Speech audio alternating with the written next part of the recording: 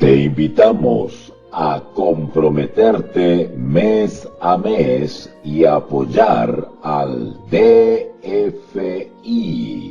Docencia Final Internacional.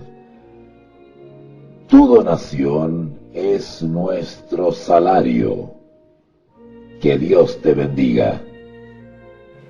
El versículo 29 dice, de otro modo, cuando Pablo habla de otro modo, vuelvo a repetir 1 Corintios 15, 29, cuando Pablo dice de otro modo, a ver, voy a compartir el link de la transmisión porque parece que hay personas que no están, al tanto de que se está transmitiendo. Y bueno, yo ahí no tengo nada que hacer, pero bueno, vamos a ayudarlos un poquitito y vamos a compartir el link para que se puedan conectar algunas personas y disfrutar de este análisis, ¿vale? Ok, vamos entonces. Entonces el versículo 29 dice, de otro modo. Cuando habla de otro modo, quiere decir en el caso de que no hubiese resurrección. Pablo se pone en las dos situaciones. No solamente reafirma la esperanza de la resurrección y entrega argumentos a favor de esa esperanza, o de ese pilar fundamental, esa promesa hermosa del Evangelio, sino que también se pone con el contraargumento y dice, bueno, y si no hubiese resurrección, entonces vano es morir por las almas, vano es hacer todo el sacrificio que estamos haciendo. Pero Pablo usa una pequeña alegoría, usa un pequeño símbolo, muy bonito. Por ejemplo, dice, versículo 29, de otro modo, ¿qué harán los que se bautizan por los muertos?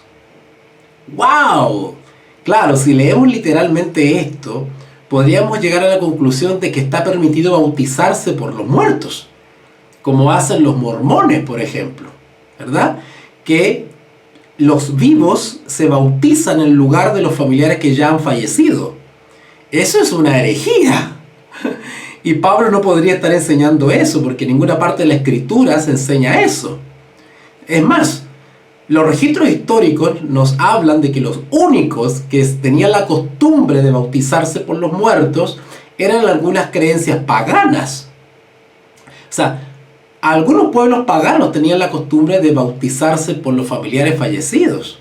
Y que hoy en día eso lo hacen los mormones, ¿verdad? Así que mal estaría que Pablo estuviese enseñando eso. Esto que está hablando acá es simbólico. Noten ustedes, ¿qué harán los que se bautizan? Cuando Pablo habla de los que se bautizan, está hablando en sentido figurado. ¿Ah? Es una metáfora, ¿verdad? ¿Han escuchado ustedes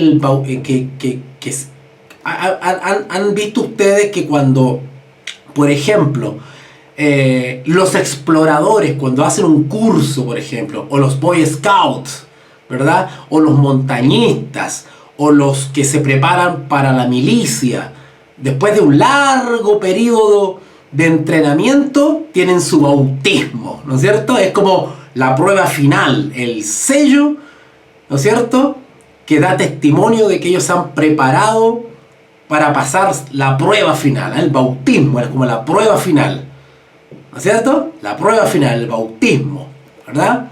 Entonces, Pablo está haciendo referencia al sacrificio, a los riesgos, incluso de perder la vida por causa del Evangelio o por causa de aquellos que seguramente serán mártires en un futuro. En ese sentido, él y otros, al pasar por ciertas pruebas, pasan por un bautismo de lealtad, ¿verdad? Simbólicamente ellos están bautizados en el sacrificio, bautizados en la prueba, ¿no es cierto? Ellos pasan por el bautismo del sufrimiento, ¿verdad? ¿Y por qué dice por los muertos? Bueno, porque todo lo que ellos hagan, incluyendo entregar su vida, ¿verdad?, será semilla para aquellos que vendrán, incluidos los mártires. Y la historia nos demuestra eso, que después de Pablo, la iglesia fue violentamente perseguida por el Imperio Romano. Recuerden que Pablo era contemporáneo a Nerón, y después de Nerón llegaron otros emperadores que persiguieron a la iglesia.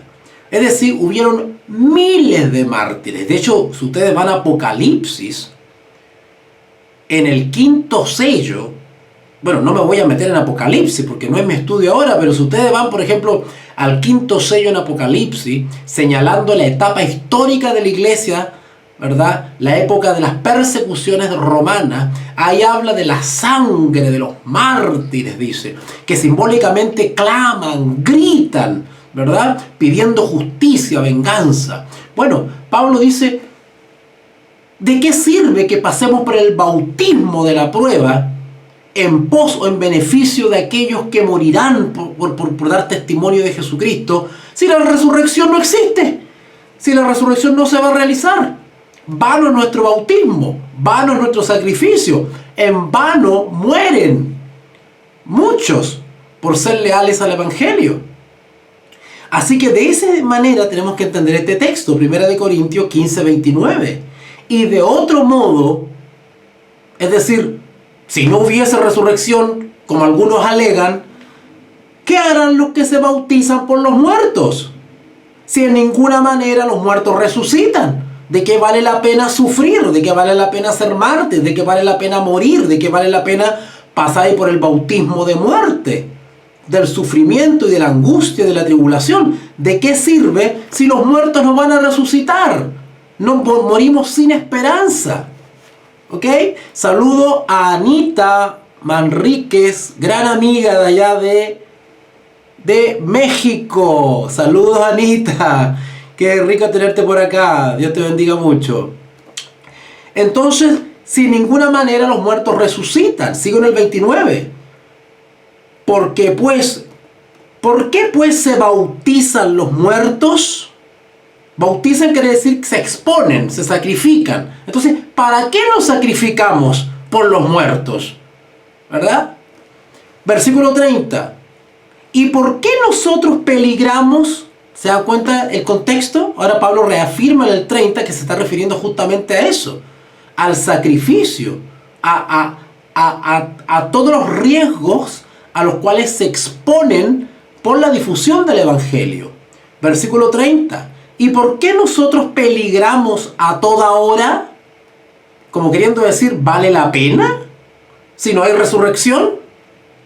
¿Notan que Pablo no solamente da argumentos a favor de la resurrección, sino que también se pone en el lugar supuesto que no hubiese resurrección?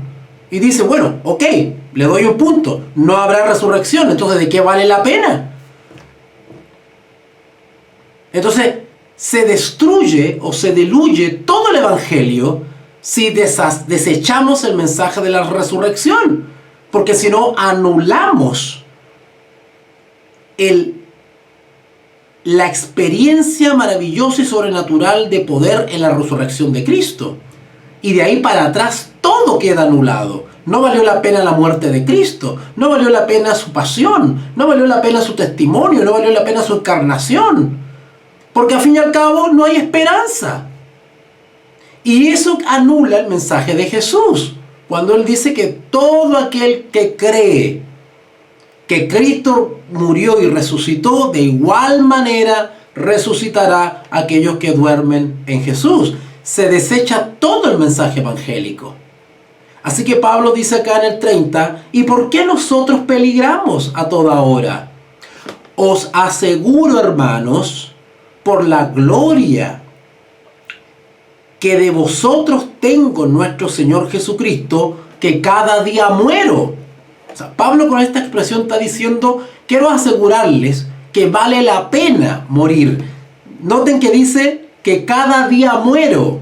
Eso también es simbólico. No es que Pablo muere todos los días. O sea, hay dos tipos de muerte. Está la muerte física, que no es el caso de Pablo, porque no es que él muera físicamente y está resucitando constantemente, literalmente, eso no es así. Pero también está la muerte espiritual. ¿En qué sentido la muerte espiritual?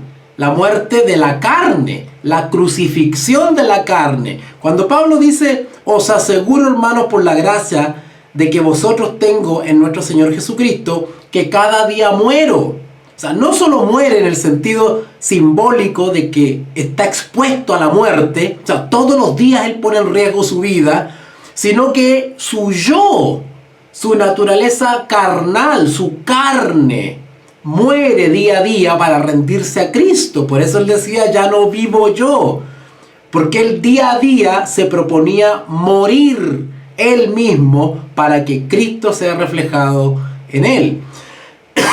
¿Ok? Versículo 32. Si como hombre batallé en Éfeso, bueno, no voy a ir para allá, pero si ustedes quieren ir a averiguar qué pasó en Éfeso, ustedes pueden ir ahí a Hechos de los Apóstoles capítulo 19, cuando Pablo fue a Éfeso, ¿se acuerdan? Y lo confundieron con dioses y una serie de cosas, después llegaron otros a alborotar todo y lo querían apiedrar a Pablo, creo que andaba con Bernabé. Vayan a leer esa historia porque es maravillosa. Pablo estuvo a punto de morir ahí.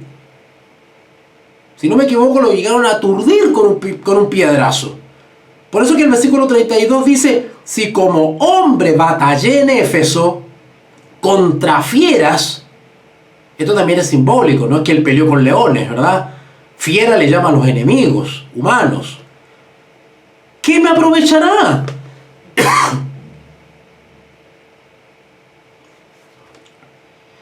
¿Qué me aprovechará? Todo ese sacrificio, todos esos riesgos, el bautismo de la muerte, ¿de qué me aprovechará si los muertos no resucitan? Comamos y bebamos porque mañana moriremos, dicen algunos, ¿verdad?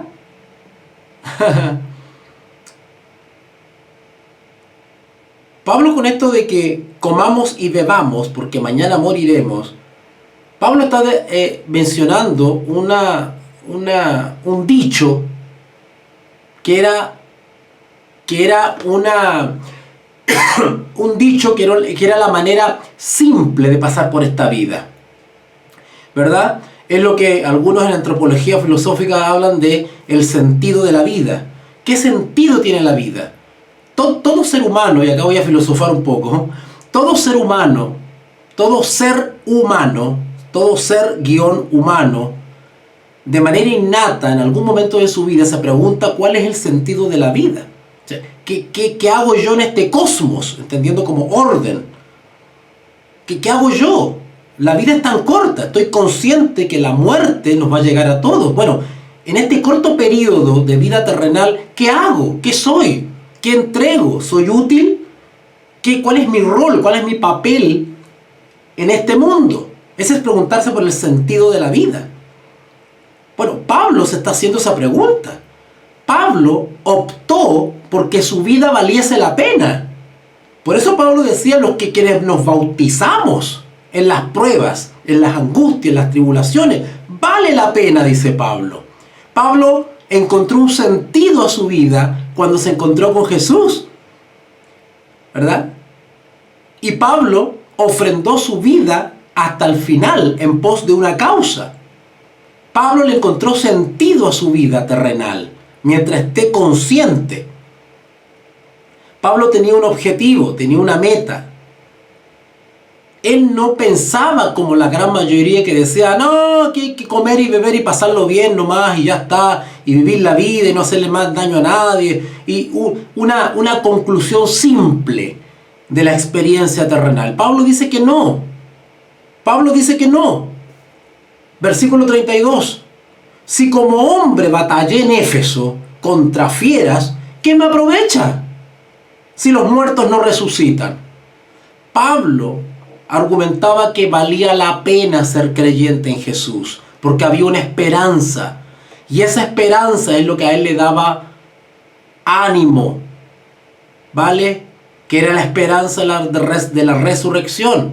Si él no tuviese esa esperanza, entonces pues no valía la pena, no tenía sentido lo que él estaba haciendo. Batallar en Éfeso, pasar por tribulaciones, por angustia, no valía la pena entonces si no hay resurrección de los muertos. Mejor me dedico a vivir la vida sencilla y punto, y me voy a un campo a arar y no me preocupo de nadie y ya está, y no hago problema.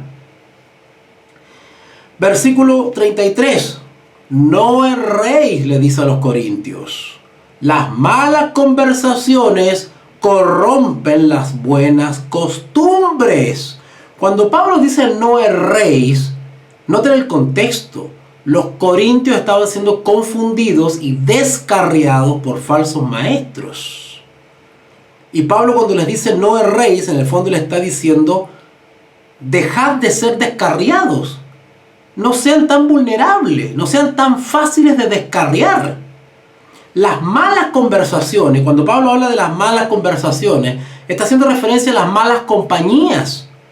Por eso es que cuando nosotros nos enfrentamos a herejes paganos, ¿verdad? Que entre paréntesis, en una horita más, un par de horas, voy a estar subiendo al canal Apostolado de Enseñanza 2 o 3 videos que desarrollé explicando las antiguas herejías del siglo I, siglo II, hasta el siglo V, cuarto, quinto, y cómo las mismas herejías de ese entonces existen hoy en día y se están presentando como cristianismo. ¿Vale? Las mismas, los modalistas, los arrianos, los sabelianos, los gnósticos, los judaizantes, todas esas antiguas posturas hoy en día se presentan de nuevo, las mismas, pero con otros nombres. ¿Vale? Así que Pablo, cuando habla de las malas conversaciones, está haciendo alusión a las malas compañías. Cuando nosotros nos enfrentemos a personas que no son normales para referirse a la Escritura, cuando están saliendo con algunas ideas disparatadas, no perdamos el tiempo. No perdamos el tiempo.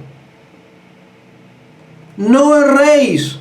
Las malas conversaciones corrompen las buenas costumbres.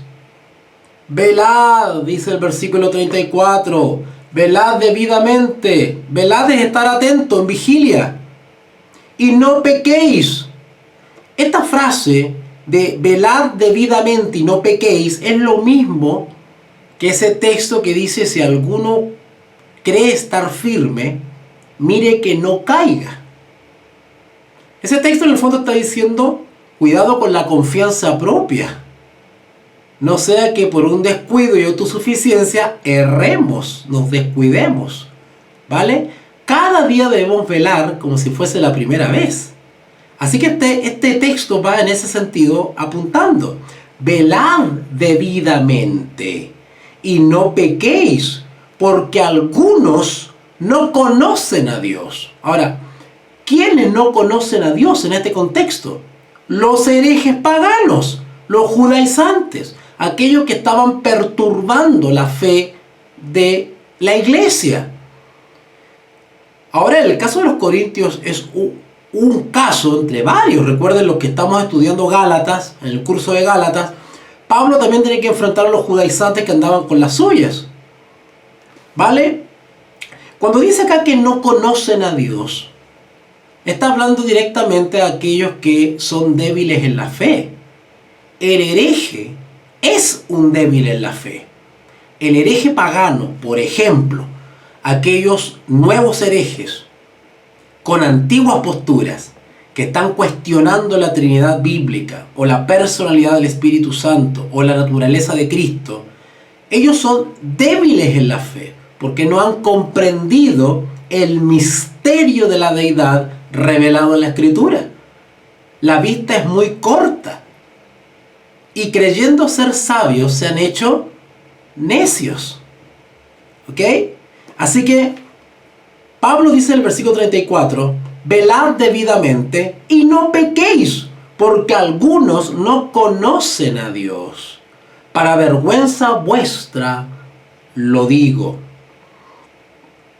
¿Por qué para vergüenza vuestra? Porque se supone que los corintios habían tenido una linda experiencia en la justificación por la fe. ¿Cómo entonces elementos ignorantes, supersticiosos y paganos los confunden? Ustedes deberían darle clase a los paganos. Versículo 35. Pero dirá alguno: ¿cómo resucitarán los muertos? ¿Con qué cuerpo vendrán? Yo quiero detenerme acá un poquitito con estas palabras. Quienes hemos tenido la oportunidad de encontrarnos con los modernos herejes paganos, se darán cuenta que están acostumbrados a buscarle la quinta pata al gato. Dentro de las muchas estrategias que tienen los herejes paganos modernos, introducidos en el cristianismo, ellos juegan mucho a la lógica, ellos juegan mucho a lo aparentemente obvio. Ellos inician sus premisas con alguna verdad reconocible por todos, pero van argumentando y van armando una estructura que no siempre termina con la verdad o se mantiene en la verdad. Por eso nosotros nos tenemos que velar debidamente, así como lo dice el apóstol Pablo. No tenemos que dejarnos enredar con elucubraciones y argumentaciones y una avalancha de textos reinterpretados con los cuales nos quieren aturdir. El hereje pagano convence muchas veces por la saturación que nos hacen. Porque ellos se aprenden los argumentos, sus falacias, se las aprenden como recitados, de memoria. Es como un libreto aprendido. Y usan los mismos textos y las mismas argucias. Por eso que el que es débil en la fe corre el riesgo de tropezar. Pero dirá alguno, note los argumentos. ¿Cómo resucitarán los muertos? Bueno, ¿cómo van a resucitar los muertos? La Escritura nos habla de cómo van a resucitar los muertos. Bueno, y si la Escritura no nos da ciertos detalles, pues que no nos da y ya. No tenemos por qué especular nosotros. Y menos considerar como verdades las especulaciones.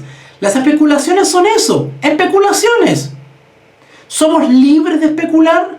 Claro, claro que podemos teorizar, especular, investigar, pero hasta ahí llega. Las teorías no son verdad, las especulaciones tampoco son verdad. Lo que es verdad es lo que revela la Escritura y hasta dónde lo revela la Escritura. La Escritura no nos habla todo el detalle respecto a la deidad, pero tenemos que aceptar como verdad lo que la Biblia, hasta donde la Biblia revela la deidad. Y ya está. ¿Verdad? Por eso que Pablo habla de este tipo de preguntas. Dice, versículo 35, estoy en 1 Corintios 15, 35, pero dirá alguno, ¿cómo resucitarán los muertos? Hay algunos que se preguntaban eso. ¿Y con qué cuerpo vendrán? O sea, nos empezamos a hacer preguntas que no tienen ninguna incidencia en realidad. O sea, yo creo en la resurrección de los muertos, es una esperanza hermosa del cristiano, pero entrar en detalles, ¿verdad? A mí me han preguntado algunos si va a haber sexo en el cielo. Si van a haber relaciones sexuales en el cielo. Si van a haber casamientos en el cielo. Yo me pregunto, bueno, ¿y qué? ¿Es tan importante eso? ¿De verdad es importante eso? ¿Saben ustedes que hasta donde la Escritura revela,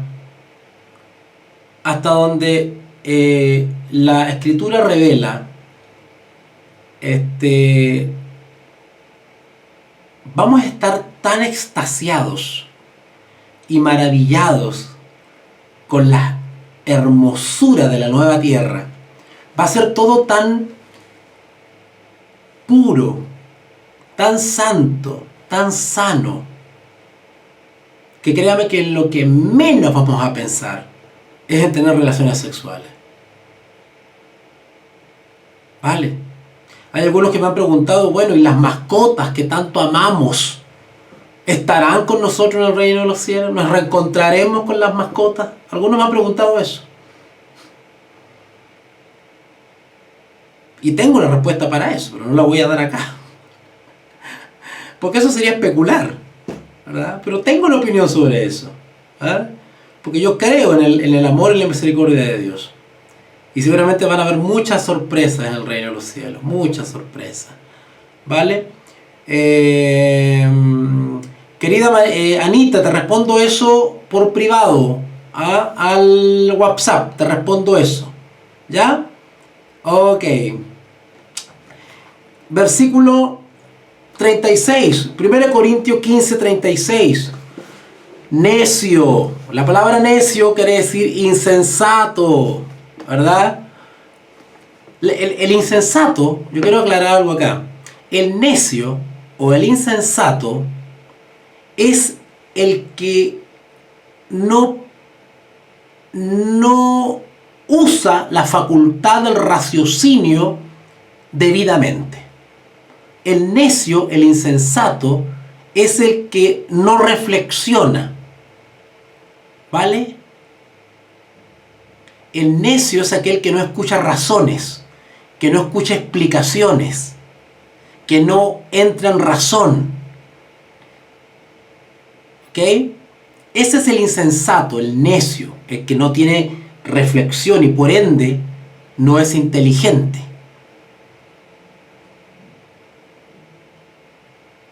O sea, no actúa con inteligencia. Inteligencia viene de intelectivo.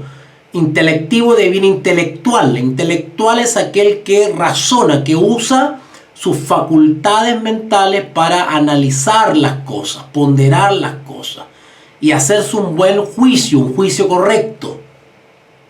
Bueno, el necio, el insensato o el tonto carece de esa práctica, de esa capacidad. Así que Pablo dice acá, necio, lo que tú siembras no se vivifica, sino muere antes. Pablo está hablando acá del sacrificio de aquellos que entregan su vida por causa del Evangelio. La muerte, el sacrificio, el bautismo de la muerte, del martirio por algunos, es semilla. Y eso no va a tener su resultado, ¿cierto? O sea, no se va a comprobar la esperanza de la resurrección si es que no muere antes. Es como algo obvio. Pero Pablo lo que está reivindicando acá es que vale la pena morir por Cristo. Porque si creemos y morimos en la esperanza de la resurrección, ciertamente escucharemos la voz del Salvador indicándonos que nos levantemos del lecho. Versículo 37. Y lo que siembras no es el cuerpo que ha de salir, sino el grano desnudo, ya sea de trigo o de otro grano.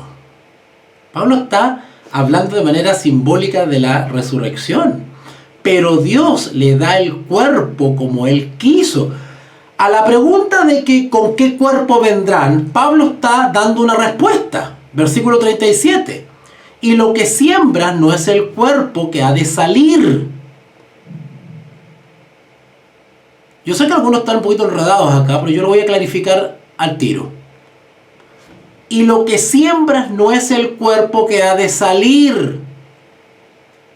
O sea, la vida del creyente, ¿qué está sembrando? Está sembrando una vida espiritual para cosechar vida eterna. El cuerpo vuelve al polvo. El cuerpo vuelve a la tierra que lo dio. ¿Vale? Acá lo que permanece para siempre es el carácter del creyente. El ser transformado a semejanza de Cristo. Eso es lo que estamos sembrando, construyendo a nosotros ahora, perfeccionando. Es eso lo que importa. Es eso lo que permanece.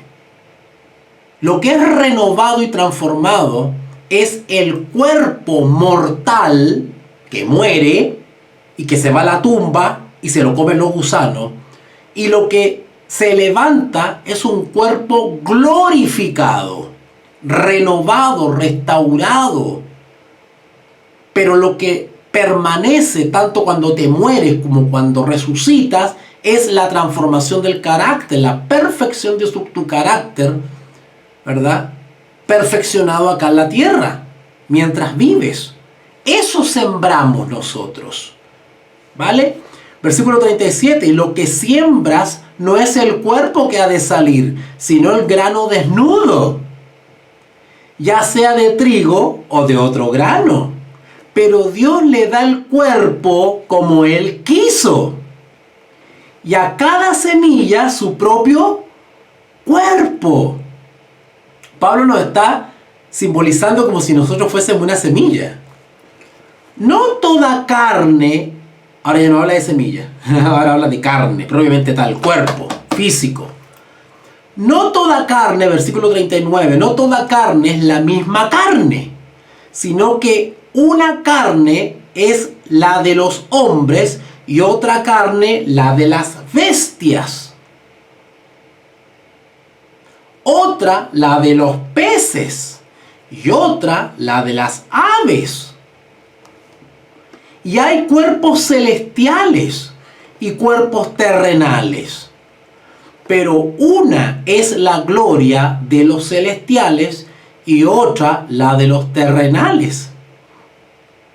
Ustedes deben entender que hay seres celestiales como los ángeles que nunca han caído. Bueno, hablando de los ángeles del Señor, nunca han caído. ¿Vale? Versículo 41. Una es la gloria del sol, otra la gloria de la luna y otra la gloria de las estrellas. Pues una estrella es diferente a otra en gloria. Esto es impresionante lo que Pablo está describiendo. Cuando Pablo dice en el versículo 41, una es la gloria quiere decir el resplandor. ¿Vale? Una es la gloria del sol, uno es el resplandor del sol, el sol tiene una manera de brillar, y otra, la gloria de la luna. Y otra, la gloria de las estrellas. Pues una estrella es diferente de otra en gloria.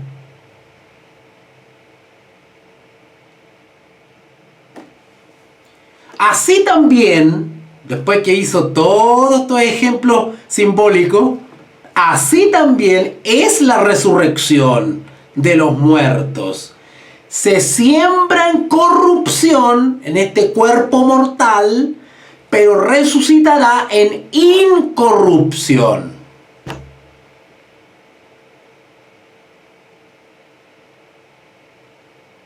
Hace poco tenía una discusión con un profesor de antropología, y él, basado en Aristóteles y en Platón, me decía que el alma es inmortal, me decía él. Que el alma es inmortal. Y que el alma, según él, y que el alma, o la psiché, como le dicen los griegos, la psiché, ¿cierto? La psiché es los griegos le llaman psiché al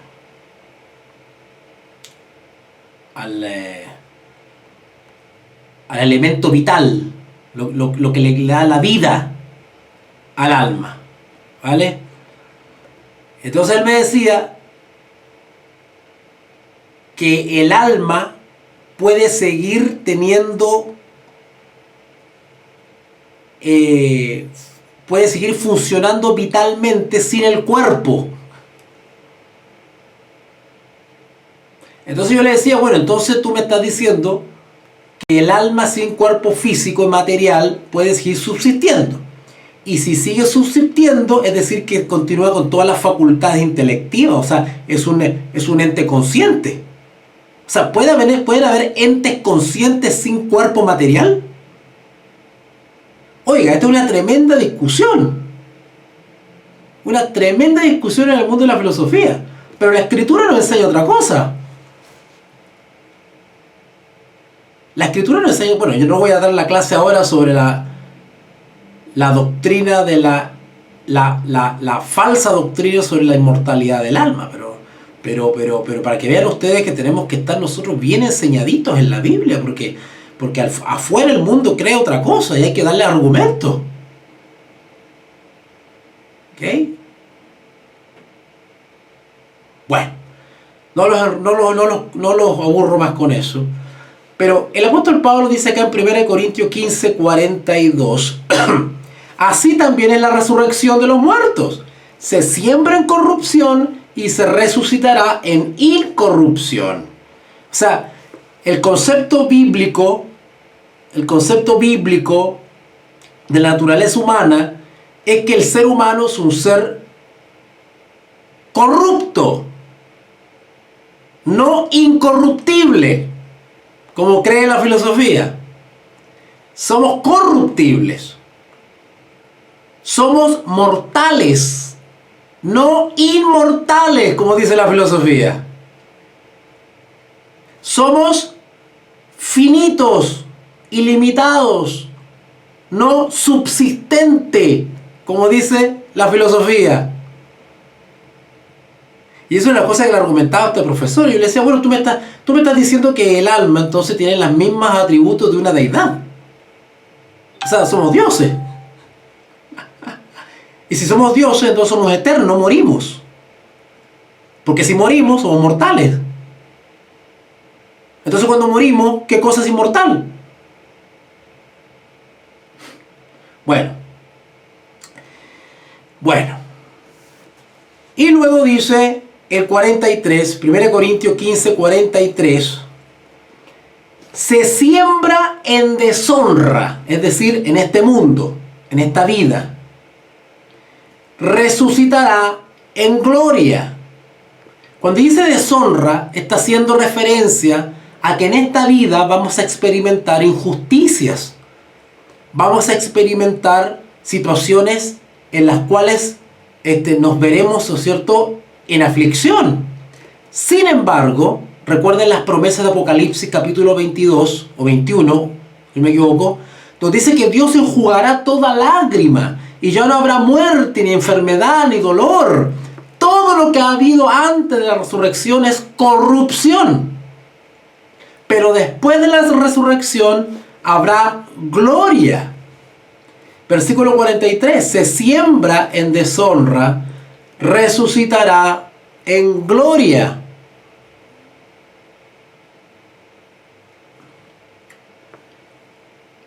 Se siembra en debilidad. Cuando dice se siembra, yo quiero aclarar esto. Cuando la Escritura habla que nosotros en esta vida sembramos, en este caso dice sembramos en debilidad. Debilidad quiere decir en este cuerpo carnal, mortal, vendido al pecado. Eso es debilidad. Somos débiles. Naturalmente somos débiles. Pero en Cristo somos más que vencedores. Pero naturalmente somos débiles. ¿Se acuerdan de la famosa frase de Romanos, no hay justo ni aún uno? Claro, naturalmente estamos en injusticia. Somos corruptos. No somos justos, pero en Cristo somos justificados, somos declarados justos, ya no estamos bajo la ley, sino bajo la gracia, estamos en esperanza. Entonces cuando dice se siembra quiere decir el proceso o la experiencia de la perfección cristiana, la santificación, vivir en obediencia por la fe. Eso es sembrar. ¿Para qué sembramos? Para la gloria, para ser glorificados, ¿verdad?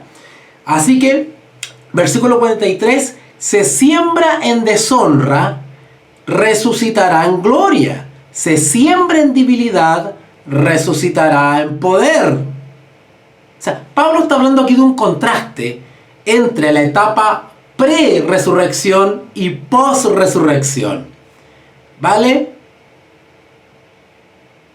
Yo quiero aclarar algo acá, porque Anita me está diciendo, ¿seremos transformados? Sí. Sí, mira, no sé si de otra materia, es que depende a qué te refieres con materia. Cuando hablamos de materia, en términos generales, hablamos del cuerpo físico. O sea, nosotros vamos a ser resucitados con un cuerpo físico. Ojo con eso, no vamos a hacer como fantasmas, así, una cosa que atraviesa paredes y que parece humo. No, cuidado con eso. Vamos a ser resucitados literalmente con cuerpo físico. ¿Vale? Pero el milagro estará en que este cuerpo físico tendrá ahora otra naturaleza. Ya no tendrá una naturaleza mortal corrupta, sino que este cuerpo mortal se vestirá de inmortalidad. ¿Ok? Anda tú a explicar eso química y físicamente. Pues eso es un misterio del Señor. Pero lo que sí sabemos es que seremos transformados. Habrá un cuerpo físico, material, pero de una naturaleza gloriosa. ¿Vale? Ok. Ok.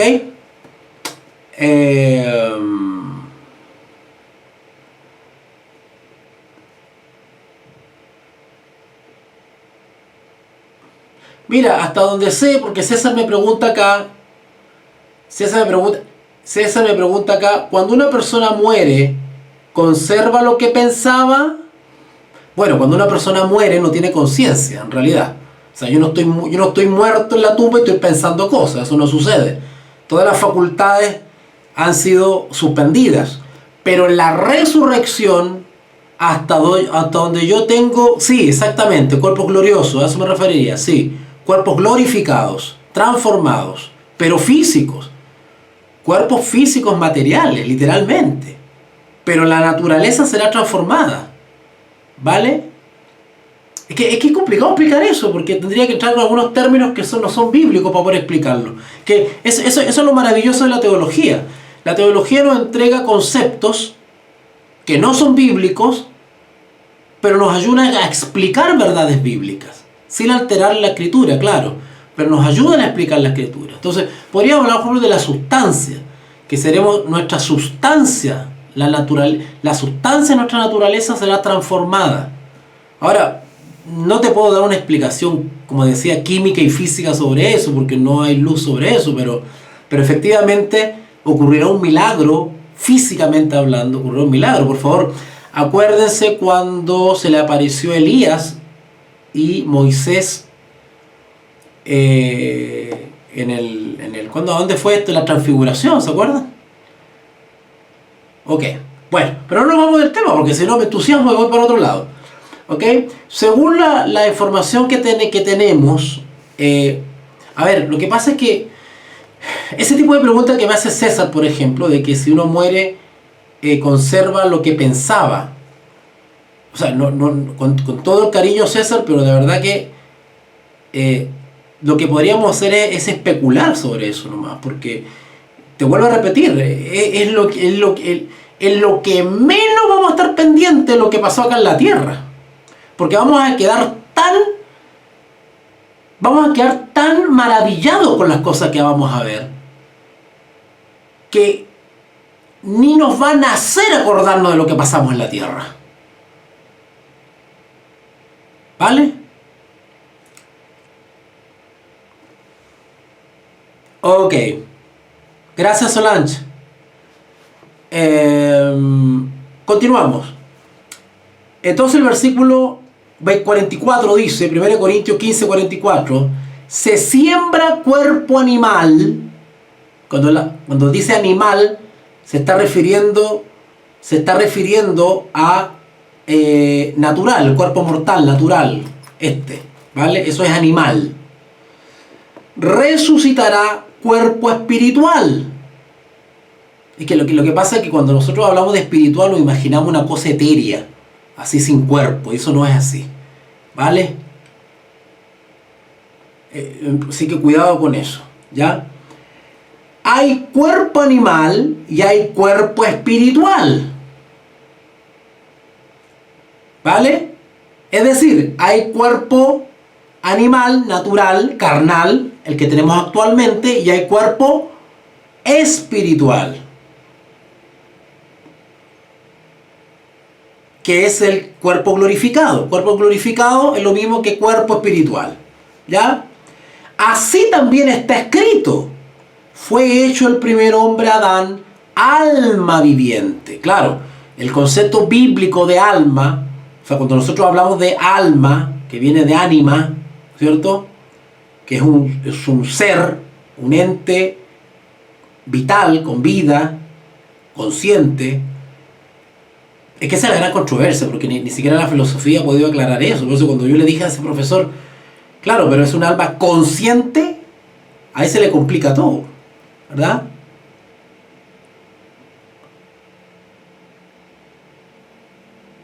Ya, déjame un minuto, Anita, y leo lo que tú me mandaste allá.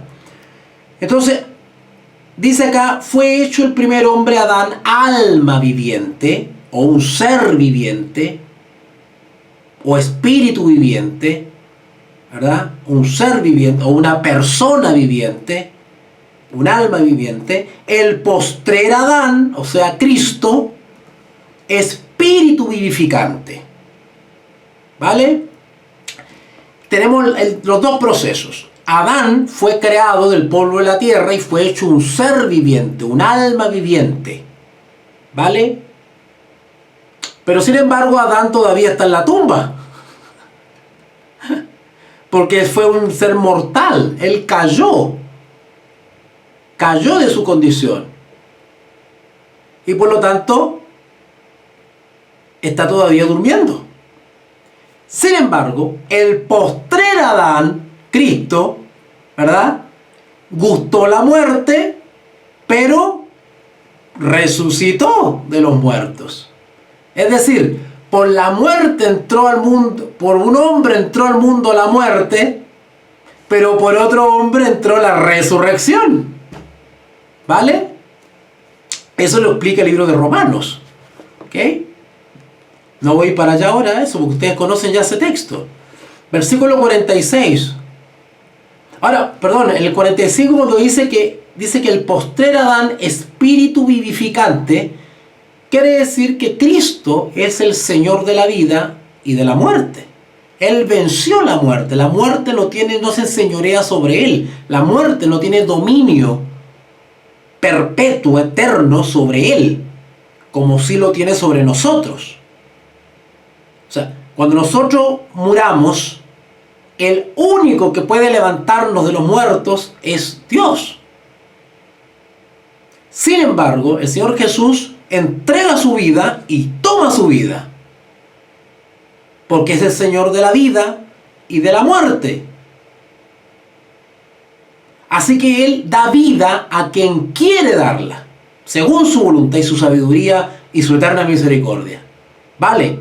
Así que en Adán, alma viviente, el postrer Adán, espíritu vivificante, es decir, espíritu que da vida.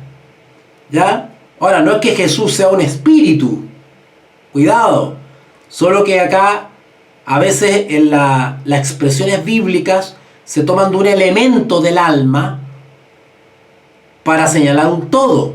Eso se llama una sinéctoque.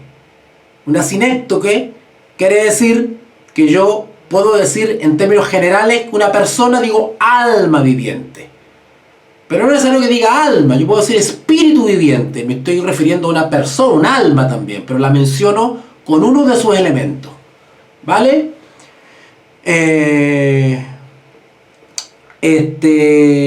Versículo 46. Mas lo espiritual no es primero, sino lo animal. Claro, si queremos gustar de la resurrección, de la transformación del cuerpo, tenemos primero que sembrar en esta vida, en este cuerpo animal, natural, carnal primero. Así que lo espiritual no es lo primero, sino lo animal. Luego lo espiritual, en la resurrección. Ese es el orden, ¿vale? El primer hombre es de la tierra, es decir, nosotros, los carnales, los naturales, los animales. El primer hombre es de la tierra, terrenal. El segundo hombre es el Señor, es del cielo. Qué lindo. ¿Cuál es el terrenal? Tales también los terrenales. O sea, Adán. De ahí venimos nosotros, de lo terrenal. Del terrenal, del primer Adán. De Adán y Eva. De ahí venimos nosotros. ¿Vale? ¿Y cuál es el celestial? Tales también los celestiales. Claro. Si nosotros no aceptamos a Jesús como Señor y Salvador, o aún habiéndole aceptado, renegamos de Él, nos quedamos terrenales. Volvemos a la condición de Adán, de injusticia en la carne, y por lo tanto no gustaremos de lo celestial o de lo espiritual. Mientras no estemos en la gracia, mientras no estemos en la gracia, somos hijos de Adán. Pero cuando estamos en la gracia, justificados pues por la fe, tenemos paz para con Dios, somos de Cristo, del segundo Adán. Siendo hijos de Adán, no experimentaremos la vida espiritual o la vida transformada.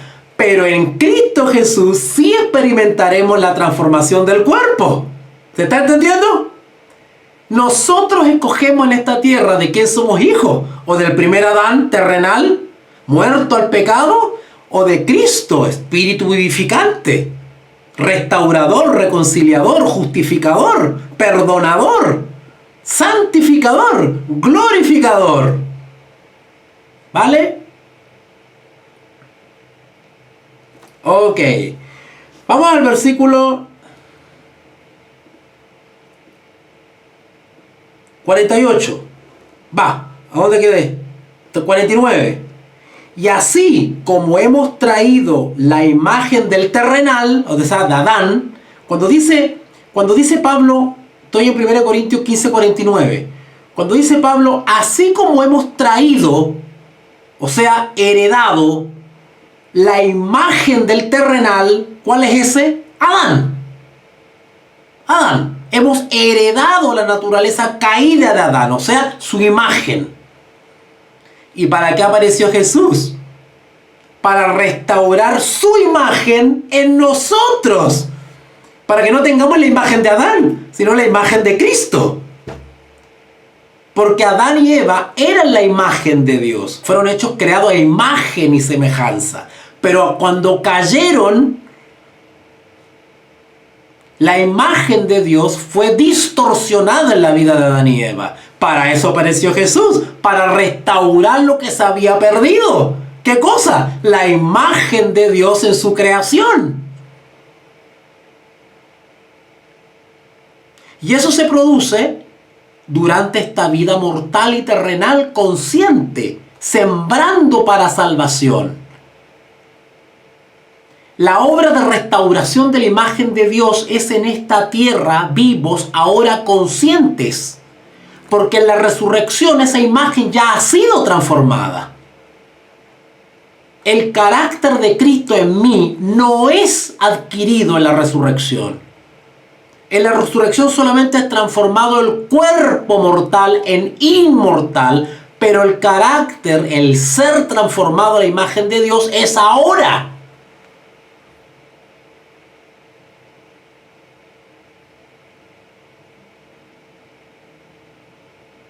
Por eso que el versículo 49 dice, y así como hemos traído la imagen del terrenal, Adán, traeremos también la imagen del celestial. Ahora, ¿cómo recuperamos la imagen de Dios en nuestra vida? El justo por la fe vivirá. Así se restaura la imagen de Dios en nuestra vida.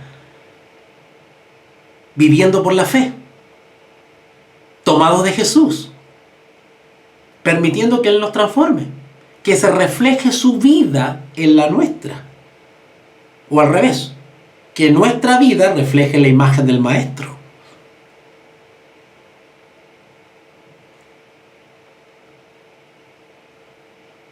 Versículo 50. Pero esto digo, dice Pablo, hermanos, que la carne y la sangre, cuerpo mortal, natural, animal, no puede heredar el reino de Dios. Nadie va a heredar el reino de los cielos en este cuerpo carnal, tal cual como lo tenemos ahora. Ninguno. Porque nada corrupto va a entrar en el reino de los cielos. Y este cuerpo está sujeto a corrupción. Para poder entrar en el reino de los cielos, este cuerpo corrupto debe primero transformarse en incorruptible. ¿Cuándo? En la resurrección. Acá dice, pero esto digo, hermanos, que la carne y la sangre no pueden heredar el reino de Dios, ni la corrupción hereda la incorrupción. He aquí, os digo un misterio. ¿Te acuerdas que le hablé que esto es un misterio? O sea, Estarse preguntando si nos vamos a acordar o no nos vamos a acordar, si va a haber sexo, si va a haber matrimonio, si van a estar las mascotas en el cielo. Claro, yo entiendo que esas preguntas a todos nos las hemos hecho, claro que sí. Pero créanme una cosa, hermanos, ¿qué nos estamos preguntando?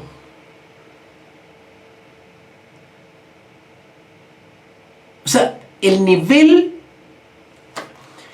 de asombro que experimentaremos en el reino de los cielos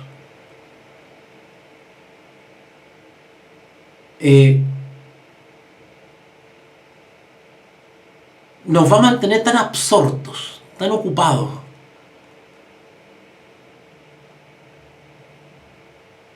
Ahora,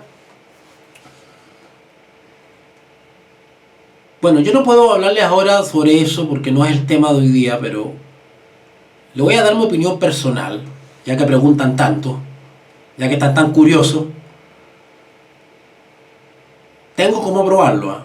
Pero es que no es el tema de ahora y me voy a entusiasmar y me voy a ir de Corintio, tengo que terminar Corintio. Entonces, yo creo que vamos a mantener las mismas facultades fisiológicas que tenemos hoy día, ¿vale? Vista, gusto, los 5 sentidos, ¿verdad? El sistema interno del organismo, los procesos cerebrales, las neuronas, los hemisferios cerebrales, la memoria. César me preguntaba, ¿nos iríamos a acordar? Yo creo que sí. Yo creo que sí vamos a tener la habilidad de acordarnos de la vida terrena. Yo creo que sí. Pero también creo que es lo que menos vamos a estar preocupados. Es que tengan en cuenta una cosa. Vamos a llegar a un lugar donde ya no va a haber noche. Que no hay necesidad de dormir. Porque vamos a ser inmortales. Nosotros dormimos ahora para recuperarnos físicamente, pero en el reino de los cielos no va a haber necesidad de dormir. Ahora nos parece extraño que no haya noche. ¿Se imaginan ustedes todos los días de día? El cuerpo convulsionaría, porque se le echaría a perder el reloj interno. Pero en el reino de los cielos el cuerpo será adaptado para la vida eterna. Tengan en cuenta que vamos a tener la facultad de conocer los misterios de Dios. Vamos a poder desplazarlos por el universo. Vamos a encontrarnos con personajes bíblicos. Vamos a tener una cantidad de temas de conversación maravillosos. Y si es que nos llegamos a acordar de la vida terrena, va a ser para dar testimonio para la gloria de Dios. ¿Se dan cuenta? Entonces, cuidado. Veamos dónde tenemos puesta la atención en estas cosas, ¿vale? Sigue diciendo el versículo 50. El 51. 1 Corintios 15, 51. He aquí, os digo un misterio. No todos dormiremos. Claro. Bueno, es obvio que Pablo esperaba encontrarse en vida en la segunda venida de Cristo. Pablo esperaba ver por segunda vez a Cristo estando vivo. Pero independiente de eso, Pablo está aclarando que no todos dormiremos. Habrá una generación que no morirá físicamente, sino que será testigo ocular de la segunda venida de Cristo, de la parusía. Ahora, si bien no todos van a experimentar la muerte, ya sea estés vivo o estés muerto para la segunda venida de Cristo y la posterior resurrección, hay algo que todos van a experimentar: los que estén muertos y los que estén vivos. Pero todos, dice acá, seremos transformados en un momento, en un abrir y cerrar de ojos, a la final trompeta. Porque se tocará la trompeta y los muertos serán resucitados incorruptibles y nosotros seremos transformados. Es decir, los muertos con cuerpo corruptible, resucitarán incorruptibles. Es decir, no verán nunca más muerte. Serán levantados para nunca más morir. Y los que estén vivos no verán la muerte. O sea, en otras palabras, los que estén vivos no comprobarán la corrupción del cuerpo. No pasarán por la experiencia de la muerte, no sabrán lo que es morir. No sé si me entienden la idea. O sea, los que están muertos han comprobado, entre comillas, han comprobado que son corruptibles, que son mortales. Pero los que estemos vivos, no pasaremos por la experiencia de la muerte, porque todavía estamos vivos. Sin embargo, seremos transformados. O sea, el que está muerto resucitará incorruptible y también será transformado. Al ser incorruptible, porque será transformado. Y los que estemos vivos, si bien no pasamos por la muerte, también seremos transformados. Porque el requisito para el reino de los cielos es la transformación del cuerpo mortal en inmortal. ¿Vale? Versículo 53. ¿Por qué es necesario que esto corruptible se vista de incorrupción? Es necesario, porque nada corrupto entrará en el reino de los cielos. Así que es necesario, antes de ser trasladado al cielo, que este cuerpo mortal sea transformado en inmortal. Y esto mortal sea de inmortalidad. ¿Vale? Y cuando esto corruptible, estoy en el 54, y cuando esto corruptible se haya vestido de incorrupción, y esto mortal se haya vestido de inmortalidad, entonces se cumplirá la palabra que está escrita: sórbida es la muerte en victoria. Así como Jesús venció a la muerte, nosotros en Cristo venceremos la muerte. ¿Dónde está, oh muerte, tu aguijón? ¿Dónde, oh sepulcro, tu victoria? Ya que el aguijón de la muerte es el pecado, y el poder del pecado, la ley. Mas gracias sean dadas a Dios, que nos da la victoria acá, en esta vida.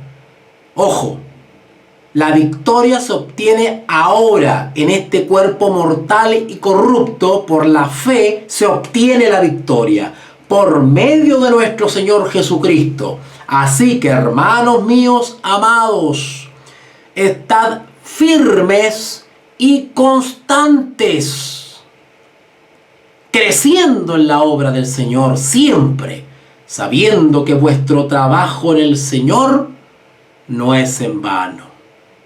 Todo lo que nosotros podamos servir a Dios en la persona del prójimo no es en vano. Pablo nos dice que una de las cosas que nos sustenta, nos mantiene en pie, firme, en esperanza, es la promesa de la resurrección. ¿Vale? Si no existiese la resurrección, si falsa fuese esa promesa, vana sería nuestra fe. Se echaría abajo uno de los pilares fundamentales del cristianismo, o del mensaje del evangelio, más que del cristianismo en general. El evangelio se vendría abajo si extirpamos la promesa de la resurrección. Es lo que nos da a nosotros esperanza, ánimo, ¿verdad? Recuerden ustedes esos textos que están, no me acuerdo dónde. Porque tampoco queremos, hermanos, que ignoréis acerca de los que duermen, para que no tengáis esperanza, para que no os entristezcáis como aquellos que no tienen esperanza, ¿verdad?